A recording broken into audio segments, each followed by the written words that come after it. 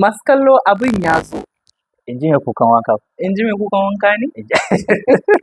To ba a ce yana tsoron wanka ba ne, mai kukan wanka. To me abin kuka? A dole ya kuka mana. Sabida sabulu ko ruwa. Takura mai ake akan me za a ce sai yayi wanka. To masu kallo ka ku ji dai muna wani zance kun san dai muna watan Agusta inda a duk 26 watan Agusta ake yin taron Hausa na duniya, da fatan masu kallo za ku kasa kunni domin fa lokacin ya kusan zuwa, kuma ina so kowa ya tabbatar cewa ya halarci wannan taro domin a ƙaru kuma a daɗa gane wato me ke wakana ko kuma a ji sabon kalma ta Hausa, saboda na san duk shekara ana fito da wani salo na daban. Da sababbin kalmomi, karin magana daban-daban, wanda ke nishaɗantar da mutane gaskiya. Kamar da yadda kuka ji muke ta zanta, yau za mu tattauna ne akan wannan rana, mahimmancin ranar, yaushe ake, duk da dai na faɗa a farko, da kuma irin abubuwan ƙaruwa da ake samu a wannan rana. To mu fara daga gare ka. Shin idan aka ce ranar Hausa ta duniya, ni idan aka ce ma ranar Hausa ta duniya gani yake kawai in aka je kawai za a yi ta yin Hausa ne ana conversation. Munira, ranar Hausa ta duniya rana ce da wasu 'yan gwagwarmaya suka haɗu suka tsaida wannan rana ta 26 ga watan Agusta a matsayin ranar Hausa ta duniya. Rana ce wacce suke tunani ko kuma ake ganin cewa rana ce wacce aka ƙirƙiri harfa masu lanƙwasa a Hausa. Kin san Hausawa suna da harfa masu lanƙwasa irin su ɓa, ƙa da sauran waɗannan harufan. To ita ce ranar da ake tunanin an ƙirƙiri waɗannan harufa ɗin. To wannan ta sa aka tsaida ranar, ake kuma tattauna muhimman abubuwa a ɓangarori da dama sassan duniya ma, duk inda Hausawa suke ana gabatar da tarurruka mabambanta domin tunawa da wannan rana da kuma raya ranar.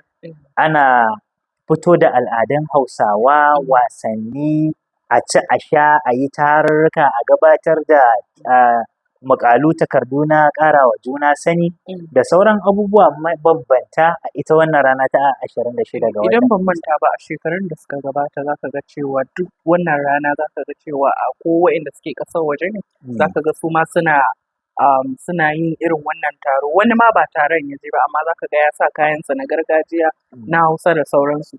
Shin me kake ganin wannan wani irin salo wannan taron na wannan shekarar zai ɗauka? To Munira, wannan taro na bana gaskiya zai ɗauki salo mabambanta, saboda ƙungiyoyin da suka fara assasa wannan rana musamman a nan Kano. Ba zan manta ba, akwai ƙungiyoyi da suka yi shahara wajen bunƙasa wannan rana. Daga ciki akwai ƙungiyar al'ummar Hausawan Afirka, akwai ƙungiyar ɗaliban Hausa ta Najeriya, akwai muryar Hausawan al'ummar duniya, akwai ƙungiyar masu kishin harshen Hausa da al'adunta, da kuma sauran ƙungiyoyi, wanda wannan shekarar yawanci ana tarurrukan mabambanta a Kano. To amma wannan shekarar gaskiya abin ya buɗe sosai, wanda in ban manta ba ƙungiyar masu kishin harshen Hausa da al'adunta ta Najeriya za su gabatar da wannan taro a jihar Katsina.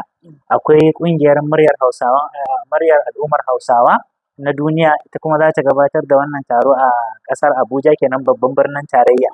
Akwai kuma muryar zauren Hausa wanda Profesa Garba Ibrahim Sirtima yake jagoranta, shi kuma za a yi sa a makarantar Yusuf Mai Tamasile da ke nan Kano. Sannan akwai ƙungiyar al'ummar Hausawan Afirka kenan, ko al'ummar Hausawan duniya, su kuma za su yi a rufaffen ɗakin taro na Sani Abacha Stadium. Stadium ake cewa ko stadium da Hausa? Stadium. Da Hausa ba? A'a, ni stadium ba. Sai kin faɗa da Hausa. Kaga ka sa wasu kallon su ban dariya. Za su yi wannan taro a nan. Sannan banda su akwai ƙungiyoyi mabambanta da za su yi a wasu jihohin. To gaskiya taron ya ɗauki wani salo wanda zai ƙayatar gaskiya, kuma ina tabbatar da al'umma za su ji sababbin abubuwa, karin magana, tarihe-tarihe da suka shafi al'ummar Hausawa domin bunƙasa shi wannan harshen da nuna al'ummar duniya muhimmancin wannan harshen. Sannan kamar yadda na gaya miki, akwai al'ummar Hausawa da suke zaune a ƙasar Ghana, a ƙasar Benin, Togo, Nijar, duka za su gabatar da waɗannan tarurruka na ranar Hausa ta duniya.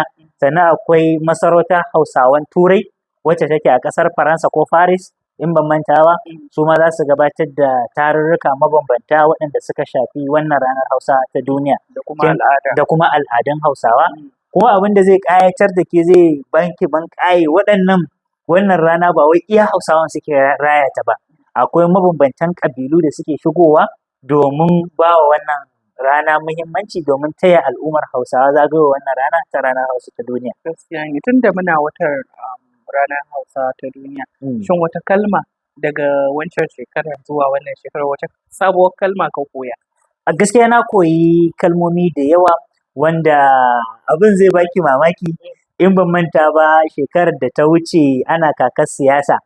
Akwai karin magana sosai da aka dingi shigo da su wanda suka shafi 'yan siyasa da zaɓe a wancan lokacin wanda abin ya ƙayatar sosai kuma akwai sababbin karin magana wanda zaki ji mutum ne kawai ya zauna ya ƙirƙiri abubuwansa. Kuma sai ka zauna sai ka ce ai kuma Hausa ne ba. Yawwa ai kuma Hausa ne sai ki ga mutum shi ya zauna ya ƙirƙira ya saki kuma abin ya tafi kuma al'umma sun ƙaru da wannan ilmummuka.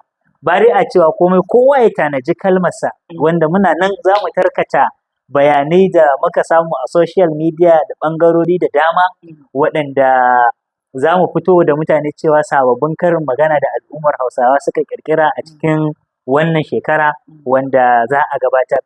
Kamar a shekarar da ta wuce akwai kafar wata yaɗa labarai da ta bani damar in tattauna akan wata kalma da ake cewa fatala.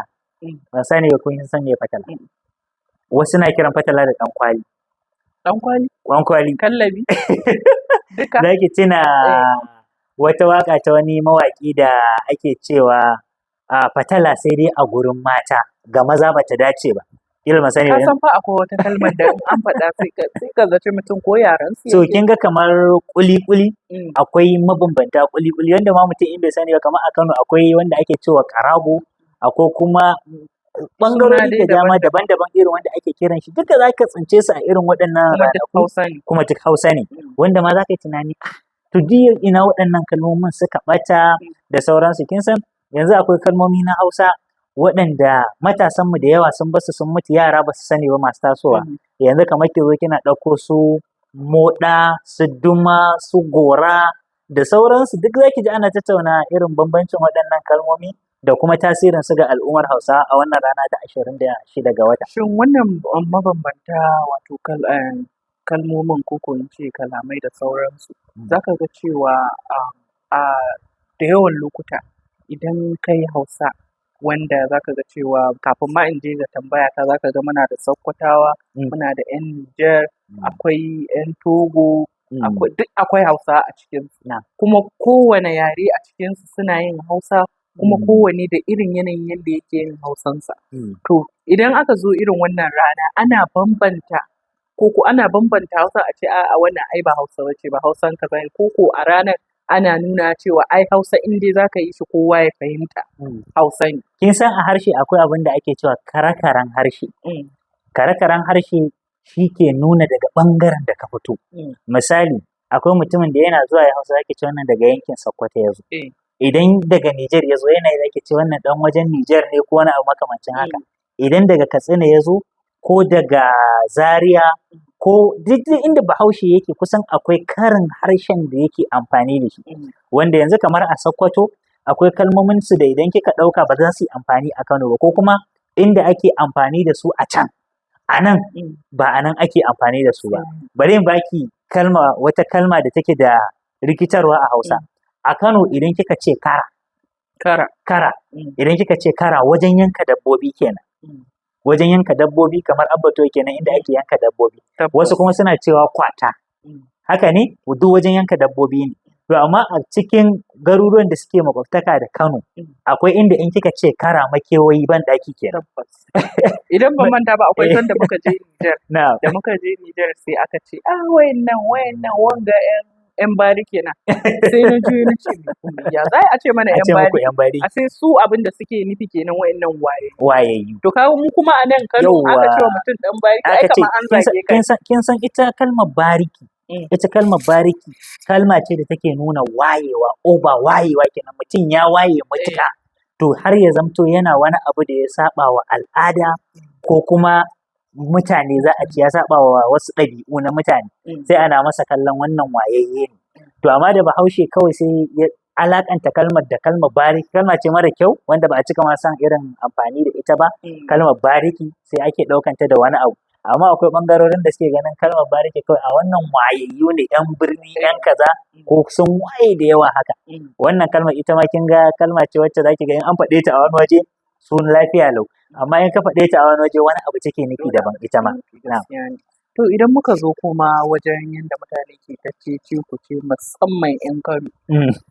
Shin a nan ya kamata dai ka fito ka gaya mana gaskiyan zance, shin da gaske 'yan Kano ne Hausawa cikakku ko akwai Hausawa? A'a, ita Hausar Kano abinda manazarta ke cewa ta fi kusa da daidaitacciyar Hausa.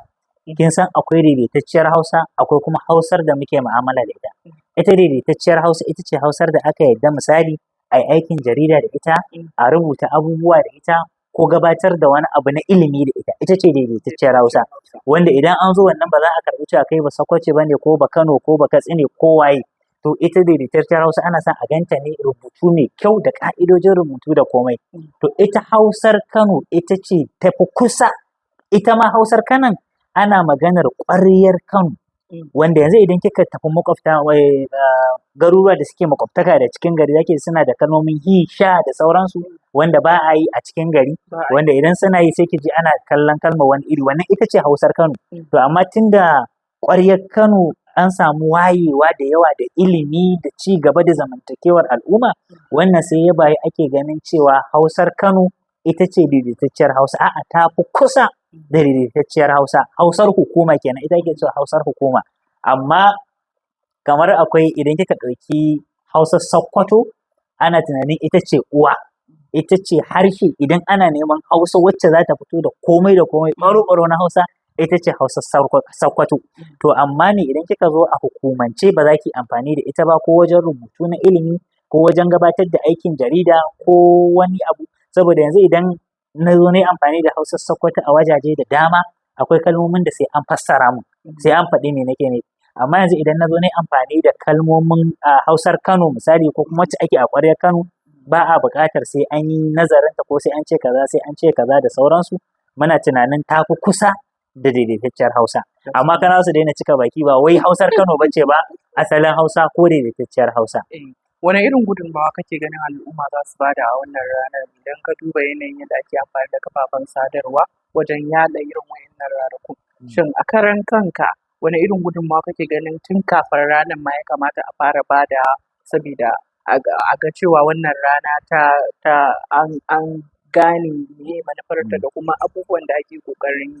To abin da muke buƙata a wannan rana kowa ya je tanadin kalmominsa amma masu amfani. Duba da irin yanayi da ake ciki misali na taɓarɓarewar tattalin arziki da kasuwanci da waye, kowa ya je tunanin kalmomin Hausawa wanda suke zaburar da al'umma wajen dogaro da kai da neman na kansu da jajircewa. A fito da waɗannan kalmomi a yaɗa su cikin al'umma da nuna duniya al'ummar Hausawa ba ce ma zaune bane ba kuma kara zuba muke ba. Muna da kalmomi waɗanda suke zaburar da mu kamar kalmomin da ake amfani da su wajen zaburar da manoma ko masu ƙira ko masu saƙa ko masu jima ko duk da wata kalma da za a yi amfani da ita ta zaburarwa domin a ƙara haɓaka kasuwanci ko sana'o'in al'umma. Muna buƙatar al'umma su je su tunanin waɗannan kalmomi in akwai su a dawo da su a yaɗa su a cikin waɗannan ranaku domin a fito da wani abu mai muhimmanci domin ci gaban harshen da kuma ci gaban al'umma. Yana da kyau kowa sannan roƙon da muke yi za ki ga suna rubuta kalmomi marasa kyau waɗanda ba su dace ba duk da sunan wannan rana. Da Allah kowa ya fito da kalma mai muhimmanci wacce za a isarwa da al'umma saƙo domin bunƙasa wannan rana da kuma nuna farin ciki na wannan ranar Hausa ta duniya. Daga ƙarshe wane kira kake wa mahukunta ko waɗanda suke da ruwa da tsaki wajen haɗa wannan taro? To abin da nake kira yana da kyau a ce muna haɗuwa tsintsiya maɗaurin ki ɗaya domin promoting ko kuma bawa harshen gudunmuwa. Kar mu zamto mun rarrabe ko mun tarwatse, ya zamto za mu iya magana da murya ɗaya wajen bawa harshen Hausa gudunmuwa. Domin harshen Hausa ya wuce duk tunanin mai tunani kuma ya wuce inda ake zaton shi. To yana da kyau al'ummar Hausawan su ya kamata su haɗu domin ƙara ba harshen gudunmawa da nuna muhimmancin harshen Harshen. da kuma nuna wa duniya cewa harshen Hausa fa ya wuce duk inda al'umma ke zaton shi. Ya kai wani mataki na rayuwa wanda za a iya cewa duk inda aka shiga a duniya za a yi amfani da wannan harshe na Hausa domin harshe ne wanda duk inda ka shiga akwai mazaunansa. Sannan mahukunta musamman gwamnati ta shigo domin ba wannan harshe gudunmawa. Babu shakka al'ummar Hausawa muna buƙatar mahukunta domin gabatar da waɗannan tarurruka da kuma taimakawa harshen Hausa wajen ƙara bunƙasa shi a duniya. Gaskiya ne. To masu kallo wato Hausawa sun ce laifin daɗi ƙarewa. A nan za mu tsayar da shirin idan Allah ya yarda wani satin sai mu ɗora akan wani maudu'in. Sunana Munira Ahmad Abdullahi.